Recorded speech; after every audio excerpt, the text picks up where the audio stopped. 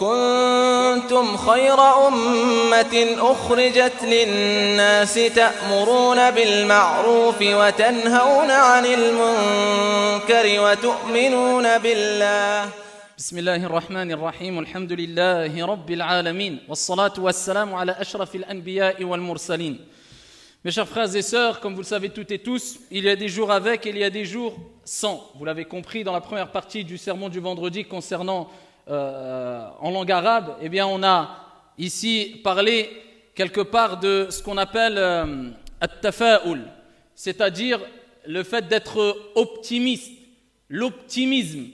Car dans la vie, on a besoin d'optimisme, on a besoin d'aller de l'avant, on a besoin d'être fort moralement, psychologiquement. Car comme j'ai dit précédemment, dans la vie, il y a des jours avec et des jours sans. Il y a des jours, ou dis si tu veux simplement, il y a des instants de bonheur et des instants de malheur.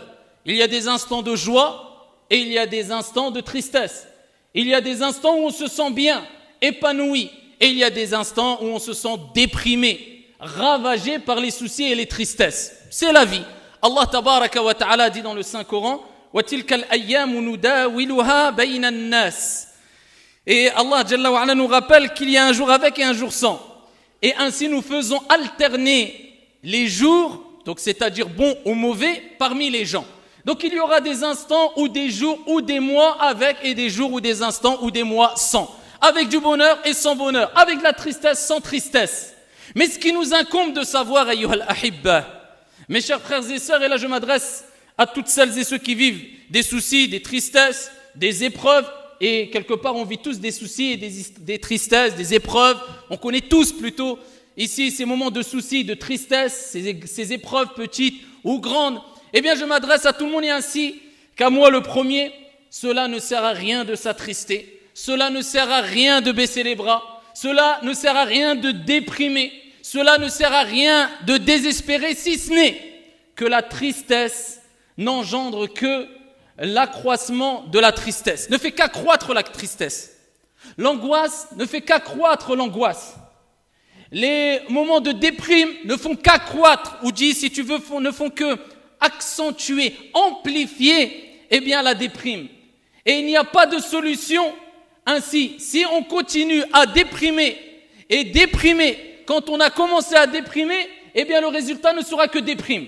Si on continue à s'attrister, quand on a commencé à être triste, sans se reprendre en main, sans raisonner, sans être fort moralement, eh bien le résultat ne sera que tristesse. Et ici, tu peux continuer avec tous les autres exemples. C'est pour ça, hibbati fillah, ça n'a jamais été une solution pour la personne touchée de dépression que de lui dire, eh bien, continue à déprimer. Ça n'a pas été une solution proposée aux gens qui sont tristes que de leur dire, continue à être triste. Continue à regretter ce que tu as fait. Non, au contraire, on doit leur dire, cela ne sert strictement à rien du tout. Qu'est-ce que ça va changer, billahi alayk? Tu as eu un problème, tu déprimes, tu es triste. Si tu continues à déprimer et à être triste, ça va changer quoi? Ça va changer ton problème? Rien du tout, impossible.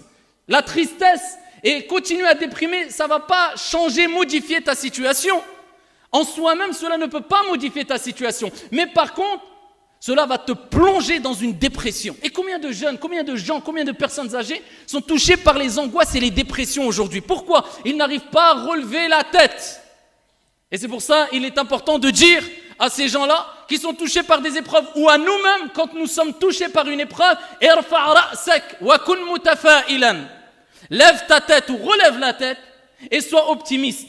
Kun qawiyan, sois fort et ne sois pas faible. Qala alayhi salatu wassalam. المؤمن القوي خير وأحب إلى الله من المؤمن الضعيف.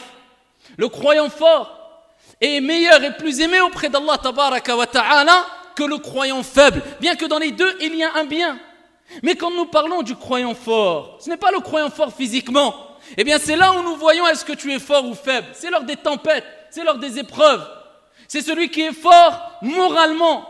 C'est celui qui est fort au niveau de sa patience. Il arrive à se retenir, à prendre sur soi, à patienter. C'est celui qui est fort concrètement lors des épreuves. Eh bien, le prophète nous dit que Allah tabaraka wa ta'ala préfère et aime celui qui est fort, contrairement à celui qui est faible, qui est moins aimé. Mais dans les deux, il y a un bien. Bien que tout être humain ait été créé faible. Lakin, il y a une différence entre celui qui se laisse aller et se laisse manger par la déprime. Et quand tu lui parles, eh bien, il ne fait que se plaindre et il pense ou il espère peut-être inconsciemment que ces tristesses vont changer quelque chose. Ça ne va rien changer. Tu as perdu un membre dans ta famille, c'est humain. Nous sommes des êtres humains. C'est humain de pleurer, c'est humain d'être triste, mais jusqu'où? Pendant 6 mois, jusqu'à ne plus manger, jusqu'à ne plus vivre? Est-ce que ça va faire revivre la personne qui est décédée? Non. Est-ce que ça va te détruire toi aussi, de sorte que tu rejoignes celui qui t'était bien aimé, celui que tu aimais, celui que tu chérissais jusqu'à ce que ça te tue? Des gens se sont autodétruits lors des épreuves, de par la déprime qui les a ravagés, jusqu'à ce qu'ils se sont suicidés. Est-ce que ça apporte une solution? Au contraire, lève la tête et dis, et reste vivre toute ta vie avec ce verset coranique.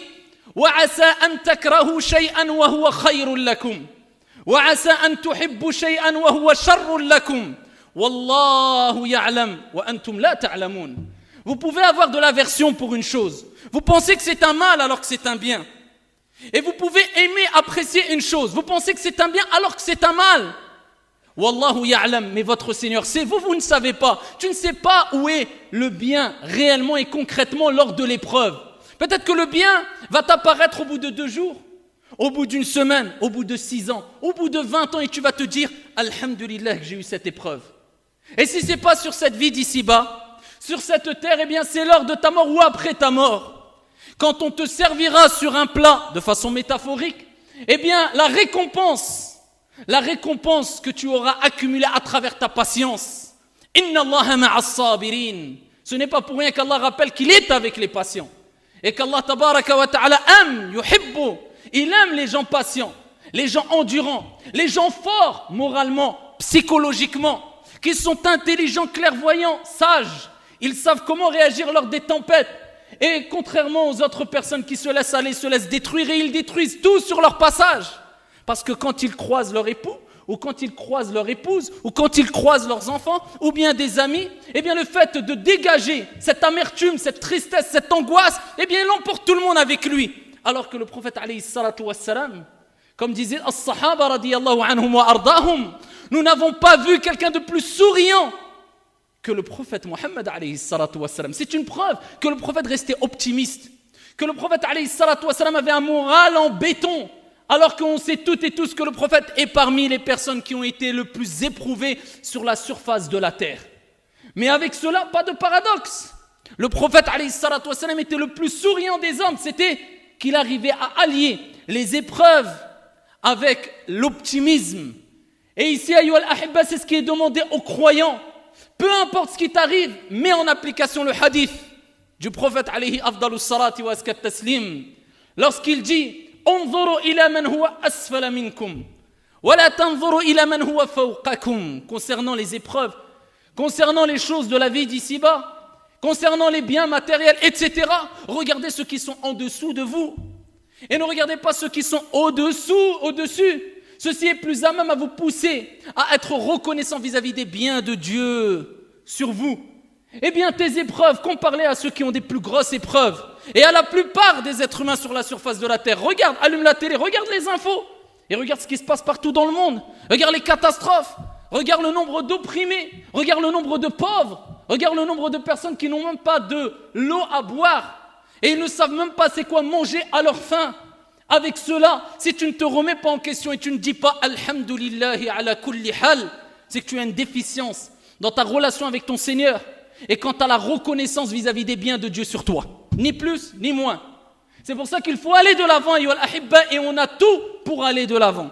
Et plus tu as du confort, et plus tu as des bienfaits, c'est-à-dire que plus Dieu t'a comblé de bienfaits, et plus tu n'as pas d'excuses. Moins tu as d'excuses. Et plus tu te dois d'être optimiste, et continuer à aller de l'avant. Et le musulman, dans tous les cas, il doit réagir comme ça, reconnaissant. Vivre avec cette reconnaissance, avec ce remerciement vis-à-vis de son Seigneur tabaraka wa ta'ala. Rapporté par l'imam Muslim, le prophète alayhi salatu wassalam a dit Ajaban li amri al-mu'min. Qu'est étonnant la situation de qui? Du croyant qui a concrétisé, qui a compris qu'est-ce que c'était vraiment la foi en Dieu. Qu'est étonnant la situation du croyant. Tout ce qui lui arrive est un bien pour lui. Le croyant, tout ce qui lui arrive doit être un bien pour lui. Et le prophète, alayhi salatu wassalam, avec peu de paroles, eh bien, il nous donne des informations riches en sens et en moralité et en leçons. Il dit, lorsqu'il lui arrive un mal, ou bien il commence par, lorsqu'il lui arrive un bien, shakar, il est reconnaissant. Il remercie son Seigneur tabaraka wa ta'ala. Et cela est un bien pour lui. Et lorsqu'il lui arrive un mal, eh bien, il patiente. Il patiente lors de l'épreuve. Et cela est un bien pour lui. Et le prophète dit, cela est spécifique qu'aux croyants. Cela n'est spécifique qu'aux croyants. Donc, abshir, réjouis-toi. Si tu fais partie de ces gens-là, qui quand il leur arrive un mal, ils patientent, sache que c'est un bien pour toi. Et quand il leur arrive un bien, ils sont reconnaissants vis-à-vis de Dieu, celui qui leur a octroyé ce bien, cela est un bien pour toi. Et ici, retiens ces paroles, cela est spécifique, n'est spécifique qu'aux croyants. Celui qui a bien compris quelle doit être sa relation avec son Seigneur, tabaraka wa ta'ala, pas celui qui se plaint de jour comme de nuit, ou qui se laisse aller, ou qui se laisse ravager, et il est triste, et il ne mange plus, et tu lui dis, qu'est-ce que tu as? Mais tu n'as pas vu ce qui m'arrive, je ne sais pas ce que j'ai, qu'est-ce que tu as? Faut le bousculer. Moralement, psychologiquement, tu n'as rien par rapport à la plupart des gens sur la surface de la terre. Tu as quoi? Qu'est-ce qu'il t'est arrivé? Allah tabaraka wa ta'ala nous dit, comme il a dit au prophète alayhi salatu wassalam, de dire, qul, dis, لن يصيبنا إلا ما كتب الله لنا هو مولانا وعلى الله فليتوكل المؤمنون. Allah tabaraka wa ta'ala dit au prophète, et à nous-mêmes, on se doit de le dire, قل لن يصيبنا, rien ne peut nous atteindre. Vis avec ça dans ta tête. Rien ne peut nous atteindre si ce n'est ce que Dieu, Allah tabaraka wa ta'ala, a prescrit pour toi. Rien. Allah tabaraka wa ta'ala, avant même que tu naisses, kama ja'a fi sahih, 50 000 ans avant qu'il crée les cieux et la terre, eh bien, il avait tout écrit. Qu'aujourd'hui, je serai là, dans cette journée-là, en train de vous dire les paroles que je suis en train de vous dire. Dieu a tout écrit concernant ce qui va se passer dans les cieux et la terre, les animaux, les habitants, les croyants, les non-croyants, etc. Donc, rien ne peut t'atteindre si ce n'est que ce que Dieu a prescrit pour toi. Ensuite, Allah, il dit, Huwa maulana. Tu dois dire cela. C'est notre protecteur. Subhanah. Huwa maulana. Wa ala Allahi falyatawakkali. Et c'est en Allah, Azza wa Jal, que doivent placer les croyants leur confiance. Wa man yatawakkal ala Allah fahuwa hasbuh. Et celui qui place sa confiance en Allah, Azza wa Jal, Allah le suffit. Allah lui suffit amplement. Donc, remonte la pente, te laisse pas aller, et si tu as la réponse à cela, laisse-toi aller. Prouve-moi ou donne-moi une preuve, un élément, un argument qui pourrait me pousser à croire, à penser que se renfermer sur soi-même, c'est une solution. Que le fait de continuer à déprimer, c'est une solution. Ou c'est une guérison. Ou c'est un remède. Ou continuer à se lamenter ou à regretter sur ce qu'on a fait de façon indéfinie, c'est une solution. Ou c'est un remède. Si la réponse est oui, si tu as un argument, continue. Sinon, et la réponse est claire, c'est non, eh bien arrête. Monte la pente, va de l'avant, sois optimiste, comme était le prophète alayhi salatu wassalam. Patient et optimiste. Et quand on dit patient, ça ne veut pas dire on reste figé. Ça y est, je patiente, j'ai le mon sébat, je bouge plus. Mais je patiente. Abadan. Le prophète alayhi salatu wassalam, il a patienté, il a été persécuté, il a été opprimé. Avec cela, il a été patient tout au long de sa vie. Est-ce que ça veut dire que le prophète est resté dans un endroit, il n'a pas bougé? La patience, c'est quoi? C'est de patienter en étant reconnaissant vis-à-vis d'Allah tabaraka wa ta'ala tout en œuvrant. Ça, c'est la patience. Ma patienter, ne plus bouger, c'est pas la patience qui est demandée. La patience, c'est de continuer à aller de l'avant. La preuve. Le prophète, quand il était persécuté, il a patienté. Mais qu'est-ce qu'il a fait dans sa vie, le prophète alayhi salatu wassalam? Il a continué à œuvrer. Il a continué à répandre le bien, à répandre la paix, à répandre la miséricorde, à éduquer les gens, à transmettre le tawhid, l'unicité d'Allah. Pourtant, il était patient. Pas de paradoxe. La patience, c'est agir. La patience, c'est œuvrer. Être fort, c'est être fort moralement et pas physiquement. Être fort, c'est être fort psychologiquement et pas physiquement. Là, tu as la bonne compréhension des termes et des mots.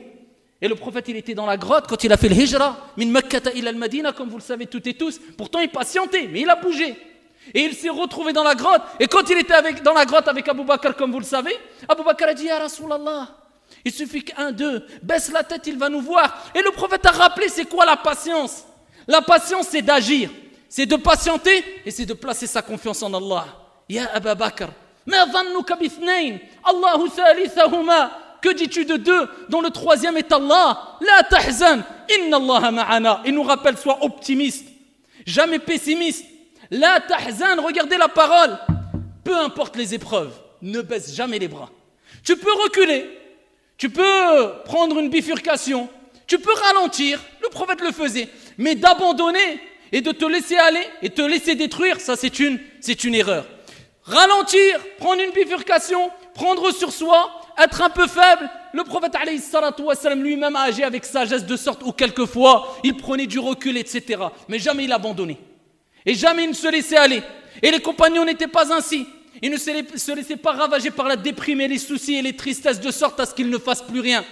La tahzan, ne t'attriste pas. Inna Allaha ma'ana. Sachez, Abdallah, que ceux qui ont été le plus loin, même dans les choses mondaines, on va tirer le contexte religieux, même dans les choses de dunya, même les non-musulmans, ceux qui ont été le plus loin dans la vie d'ici-bas, concernant les choses qu'ils ont entreprises, professionnelles, entreprises, etc., ça a toujours été les gens optimistes.